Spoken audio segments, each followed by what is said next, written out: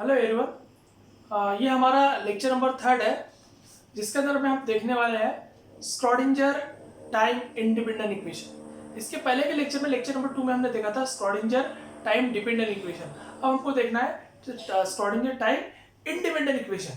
तो ऐसे बहुत सारे फिजिकल प्रॉब्लम होते हैं जिसके अंदर में पार्टिकल की potential energy independent of time होती है, is not a variable with respect to time. Okay, तो उस सिचुएशन के अंदर में हम स्क्रॉडिंजर टाइम इंडिपेंडेंट इक्वेशन का यूज करके उस पार्टिकल की एनर्जी या वेव फंक्शन हम निकाल सकते हैं। ठीक है, तो चलिए देखते हैं कि Schrodinger time independent equation. This is our lecture number 3 of unit number 2। Okay, so Schrodinger time independent equation. In many physical problem, the potential energy of the particle does not depend upon the time explicitly, but it is a function of the space coordinate x, y, z only. Okay, let us suppose this is a particle which is moving in a 3 dimension x, y, z in a 3 dimension, or it is moving in a 1 dimension. So in that problem, the particle which is moving only along the x or y or z direction or in a 3 dimension, but its potential energy does not depend upon the time. So in that problem, in that situation, the Schrodinger derived one equation is called as Schrodinger time independent equation. So in such a situation, the Schrodinger equation may be simplified by eliminating the time t from the time dependent equation. तो इस तरह की situation में स्क्रॉडिंजर ने क्या किया कि जो स्क्रॉडिंजर का टाइम डिपेंडेंट इक्वेशन था उस इक्वेशन में से टाइम की टर्म को निकाल लिया, एलिमिनेट किया, और उसके ऊपर से उसने टाइम इंडिपेंडेंट इक्वेशन निकाला। So for that the one dimension wave function psi of an unrestricted particle may be written as in form. Okay, तो हम उसके लिए क्या करेंगे कि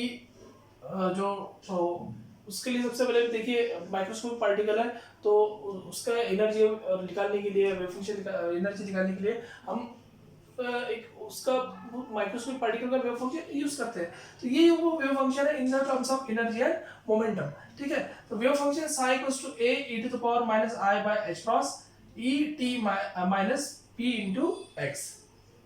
ठीक है, so this is a wave function. Okay, तो हमको क्या करना है, ये वेव फंक्शन को लेना है और इस वेव फंक्शन को लेके जो स्क्रॉडिंजर टाइम डिपेंडेंट इक्वेशन था उसको लेके उसमें से जो टाइम की जो टर्म है उसको एलिमिनेट करके उसको आगे सॉल्व करना है। ठीक है, तो हमने देखिए हमने क्या किया, तो one dimensional wave function psi of an unrestricted particle may be written as, हमने इसको इस वेव फंक्शन को लिया।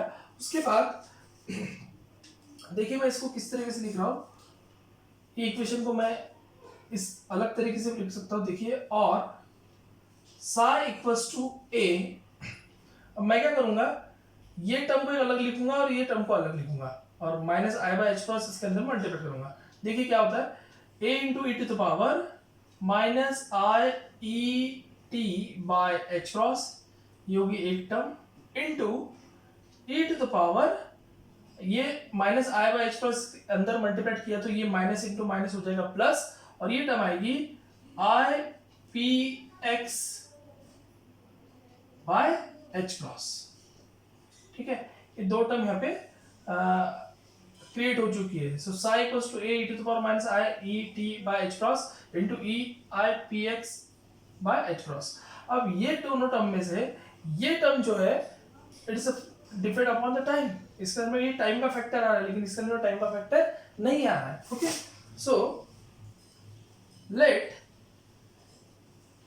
e to the power I p x by h cross is considered as phi of x। मैं इस term को क्या लिख रहा हूं, मैं इस टर्म को लिख रहा हूं phi of x। अब ये phi of x क्या है, here phi of x is a function of x or position only। ठीक है, okay, therefore phi of x, मैंने क्या किया, इस पूरे टर्म को रिप्लेस किया phi of x से, मतलब phi of x इसकी जगह मैं लिखूंगा। ठीक है, and phi of x is a function of x और पोजीशन ओनली। ठीक है, तो ये जो इक्वेशन इसको मैं फिर से लिखूंगा psi is equal to, sorry इसको मैं ये पूरी टर्म को इस तरीके से लिखूंगा, लेट ए, ठीक है, ये ए को भी हम यहाँ पे लेंगे, ये पूरी टर्म, ये पूरी term a into e to the power i p x by h cross, ठीक है, ये पूरी टर्म को मैं लिख रहा हूँ a into the power a into e to the power i p x by h cross equal to psi of x, इसको लिख रहा हूँ मैं फाई ऑफ एक्स, ठीक है, therefore psi is equal to phi of x into e to the power minus i e t by h cross, okay, ठीक है, और मैं इसको बोलूंगा इक्वेशन नंबर सेकंड, ठीक है। क्या किया हमने यहाँ पे कि हमको स्क्रॉडिंगर टाइम इंडिपेंडेंट इक्वेशन निकालना है, ठीक है, तो अब ये वेव फंक्शन में से हम ये जो दो टर्म है, टाइम की टर्म है, पोजीशन की टर्म है, मैंने क्या किया, इन दोनों टर्म को अलग अलग लिखा, और ये इसमें से जो ये a into e to the power i p x by h cross इस पोजीशन की जो टर्म है, इसको मैंने इसकी जगह पुट किया phi of x, and phi of x is a function of x only, ठीक है।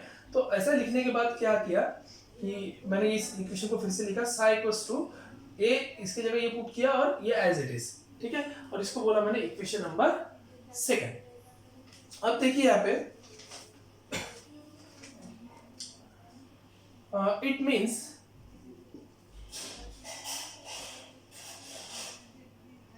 that psi is the product of psi is a product of time dependent function e to the power minus I e t by h cross and a position dependent function और ये विषय है time independent function phi of x, ठीक है। So here equation 2 shows that the wave function psi is a product of time dependent function e to the power minus I e t by h cross and position dependent or time independent function phi of x, ठीक है, okay. Now Schrodinger one dimension, we know the Schrodinger one dimension equation. So now Schrodinger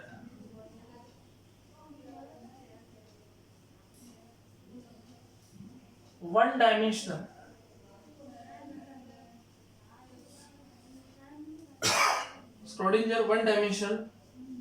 time dependent equation, देखिए जैसे इसने बोला था कि in such a situation the Schrodinger equation may be simplified by eliminating the time t from the time dependent equation, इसलिए हम यहाँ पे टाइम डिपेंडेंट इक्वेशन ले रहे हैं और उस टाइम डिपेंडेंट इक्वेशन में से जो t की टर्म है वो उसको एलिमिनेट करेंगे।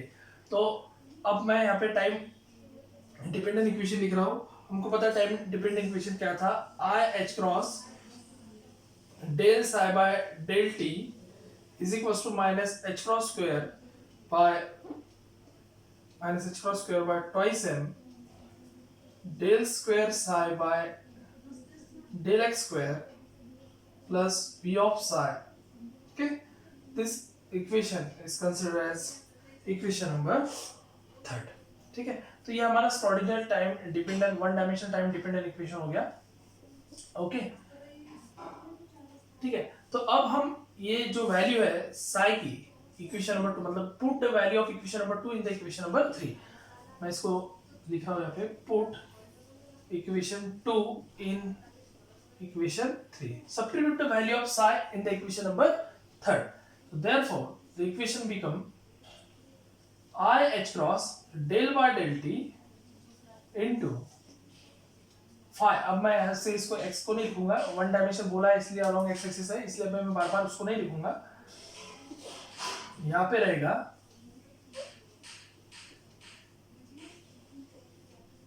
phi into e to the power minus I e t by h cross is equals to minus h cross square by twice m into del square psi by del x square. Sorry, ये psi की जगह मैं लिखूंगा, देखिए del square by del x square sine की जगह फिर से मैं लिख रहा हूँ phi into e to the power minus i e t by h cross, ठीक है, plus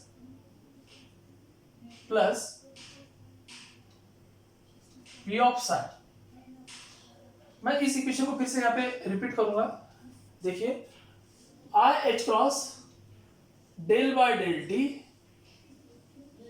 phi into e to the power minus I e t by h cross is equals to minus h cross square by twice m del square by del x square into phi into e to the power minus I e t by h cross, ठीक है, plus v of फिर से phi into e to the power minus I e t by h cross, ठीक है. तो ये equation हो गया. मैंने क्या किया, substitute value of psi in equation number 3, तो इसको मैंने इस तरीके से लिख लिया. Okay, so now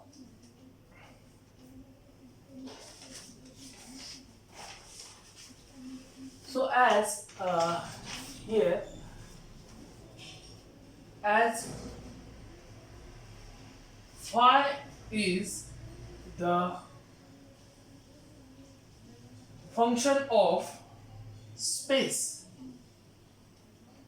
and e to the power minus I e t by h cross is the function of time only. Hence above equation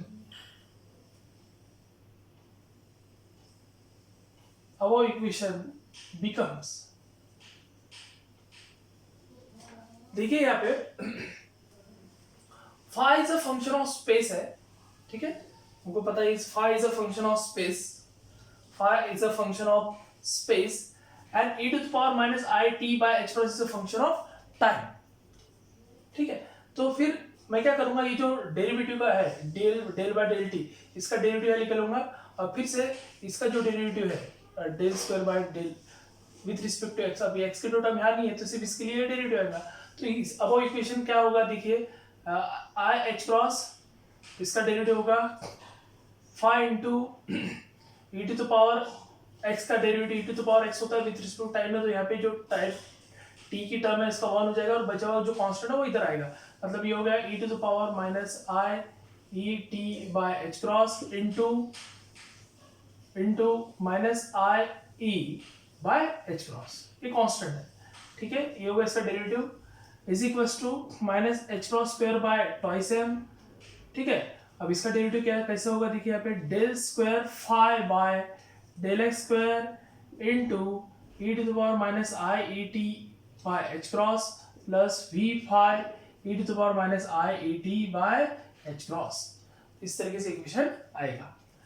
therefore अब यहाँ पे देखिए आई एच क्रॉस और ये constant minus i e by h cross, ठीक है. ये हो गया phi e to the power minus i e t by h cross is equals to minus h cross square by twice m del square phi by del x square into e to the power minus e i e t by h cross e to the power minus i e t by h cross plus v phi e to the power minus i e t by h cross. ठीक है, अब यहाँ पे देखिए h cross get cancel,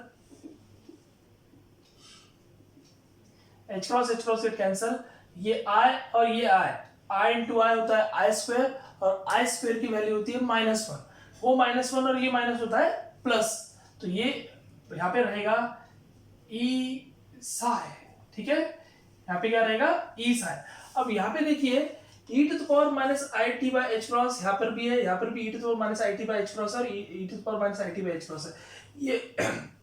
ये term मैंने ऐसे common निकाली, तो ये कॉमन निकाली टर्म और ये क्या करेंगे, एक में को left hand side right hand को कैंसिल कर देंगे और बची हुई टर्म मैं यहाँ पे लिखूंगा। मतलब देखिए इस पर हमने बोला था कि eliminating द टाइम t, है ना, ठीक है, simplified by eliminating the time t from time dependent equation. हमने टाइम डिपेंडेंट इक्वेशन लिया और टाइम डिपेंडेंट इक्वेशन को आगे सॉल्व करके उसमें से t की टर्म को एलिमिनेट किया।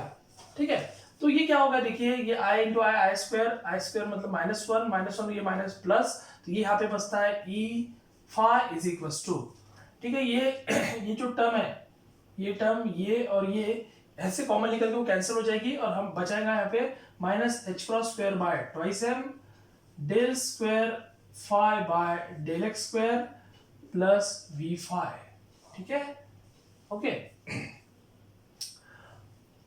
ठीक है। अब यहाँ पे हमने जो ये फाई लिया था, अब ये जो पूरा इक्वेशन है, ये इक्वेशन जो है ये इंडिपेंडेंट ऑफ टाइम है, ये इक्वेशन जो है वो इंडिपेंडेंट टाइम है। और जो हमने इक्वेशन 1 यहाँ पे कंसीडर किया था, ठीक है, ये इक्वेशन 1, ये इक्वेशन में टाइम की टर्म थी phi psi equals to phi of x into e to the power.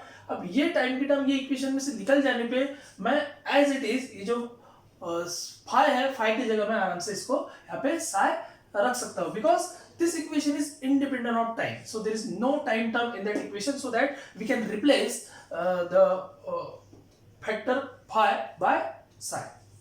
ठीक है, तो मैं इसको लिख रहा हूँ therefore e psi is equals to minus h cross square by twice m del square psi by del x square plus v psi। और here we can written as e, सभी दोनों भी टर्म को मैं इधर लेके आऊंगा, इधर लेके आने पे क्या होगा, देखिए e psi plus h cross square by twice m del square psi by del x square minus we psi, और this can be written as, देखिए यहाँ पे मैं कैसे लिख रहा हूं, मैं इसको फिर से लिखूंगा del square psi by del x square, okay, plus E minus we psi is equals to, यहाँ पे रहेगा इज इक्वल्स टू 0। ठीक है, इस सबको इधर लेके जाने के बाद इधर 0 होगा, ये होगा 0। ओके, ठीक है, तो दिस इक्वेशन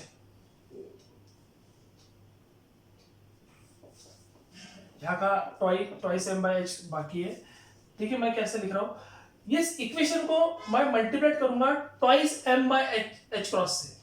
ठीक है, ये जो पूरी इक्वेशन को मैं मल्टीप्लाई करूंगा twice m by h cross से, तो ये पूरी इक्वेशन को अगर मैं twice m by h cross से मल्टीप्लाई करूंगा तो ये यहाँ की twice m by h cross मतलब h cross by h square by twice m और twice m by h cross square, ये क्या होगा, कैंसिल होगा।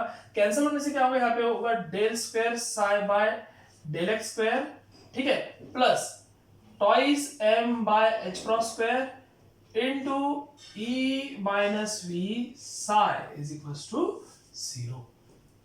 ठीक है, देखिए फिर से देखिए यहाँ पे ये हमारा इक्वेशन आया था, ये हमारा इक्वेशन था, इस इक्वेशन में फाई की टर्म थी।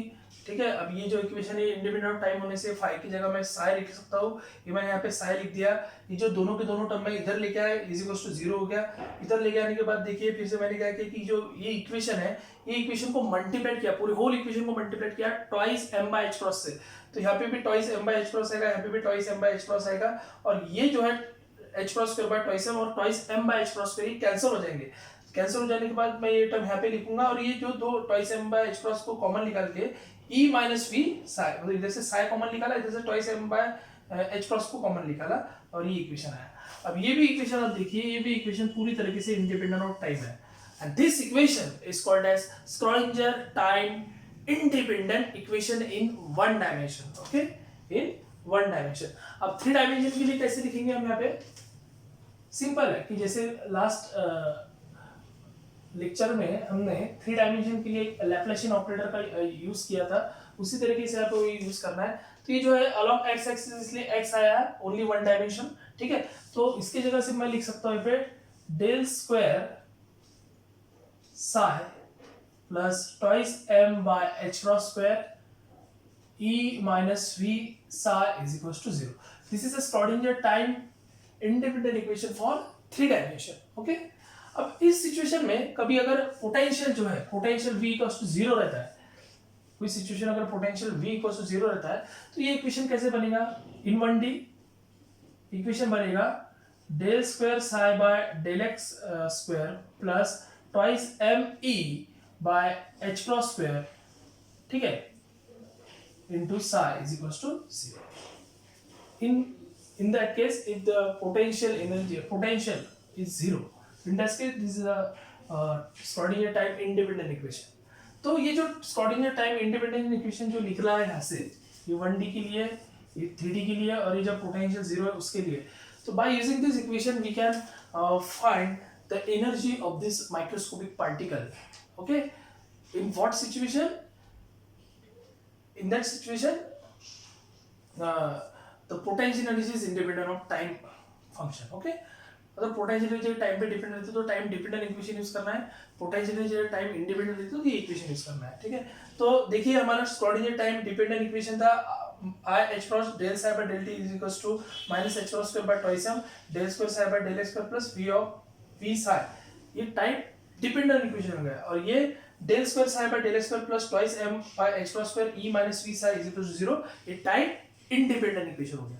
तो हमने यहाँ पे टाइम इंडिपेंडेंट इक्वेशन को ही लेकर उसमें से जो टाइम की टर्म थी वो उसको एलिमिनेट किया और उसको आगे सॉल्व किया इस तरीके से, और सॉल्व करने पे हमको स्क्रॉडिंगर टाइम इंडिपेंडेंट इक्वेशन मिला। तो ये जो स्क्रॉडिंगर टाइम डिपेंडेंट और इंडिपेंडेंट इक्वेशन है is very useful for determination of the energy of microscopic particle. Okay, so thank you very much for watching this video.